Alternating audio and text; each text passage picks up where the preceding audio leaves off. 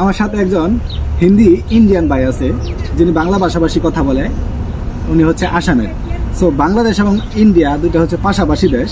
So India থেকে আসতে কুয়েতে কত টাকা খরচ হয় এবং বাংলাদেশ থেকে কত টাকা খরচ হয়, এ আপনি আমার ইন্ডিয়ান ভাইয়ের মুখ থেকে শুনেন। যেহেতু ইন্ডিয়ান ভাই আসামের, বাংলা ভাষায় কথা বলতে পারে, তো উনি বলুক, আপনারা শুনেন। আচ্ছা তবিউর ভাই, আপনি তো ইন্ডিয়া থেকে আসছেন না? জি, আমি ইন্ডিয়া থেকে আসছি। তো আপনি ইন্ডিয়া থেকে যে এখানে আসছেন, আপনার মোট কত টাকা খরচ হয়েছে? আমার সর্বমোট টাকা খরচ হয়েছে আমার 1,10,000 টাকা। তার মানে আরো কমে আসা যায়, আর কমে আসে তো, তাহলে আপনার 80,000 টাকা, 70,000 টাকা, 90,000 টাকা। মানে আমি তো নিজে ভিসাটা পাই নাই, বা আপন জন্য দেয় নাই, আমার ভিসাটা অন্য লোকে দিছে, সেই জন্য আমার 1 লাখ বেশি 10,000 টাকা লাগছে আর কি।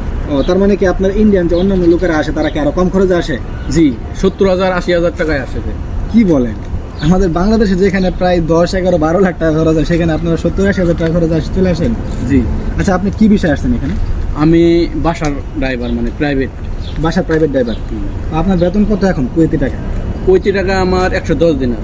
110 দিনার, যেটা হচ্ছে আমাদের বাংলাদেশি টাকায় 50,000 টাকা। আমরা বাংলাদেশ এবং ইন্ডিয়া পাশাপাশি একটা দেশ, যেখানে আমাদের বাংলাদেশ থেকে আসতে 10 থেকে 12 লাখ টাকা খরচ হয়, সেখানে এই ইন্ডিয়ান ভাই মাত্র 1,10,000 টাকা খরচ করে চলে আসছে এবং ওনার বেতন হচ্ছে 50,000 টাকা। যেখানে আমরা 10 থেকে 12 লাখ টাকা খরচ করে আসি, আসার পরে ভাই কাজ নাই, বসে থাকতে হয় 4-5 মাস। আর আপনি কি আসার পর থেকে আপনার বেতন শুরু হয়েছে? আমি যখন আমার প্লেনের যখন টিকিট হয়েছে, ওই ডেটে আবার ওখানে বেতন চালু হয়ে গেছে। কি বলেন? মানে যেই দিন থেকে টিকিট হয়েছে ওই দিন থেকে আপনার বেতন চালু হয়েছে, মানে ওই তারিখে আপনি বেতন পাইছেন? দেখেন, যেই দিন টিকিট হয়েছে ওই তারিখে বেতন পাইছে। আর বাংলাদেশি প্রত্যেকে এই অবস্থায় আছে, আর ইন্ডিয়ান ভাইয়েরা 70-80 হাজার টাকা খরচ করে আইসা 2 মাসে তাদের টাকা তুলে ফেলে, এরপর আর যা করে বোনাস। আর আমাদের বাংলাদেশিরা 3-4 বছরেও তাদের খরচের টাকায় উঠাতে পারে না।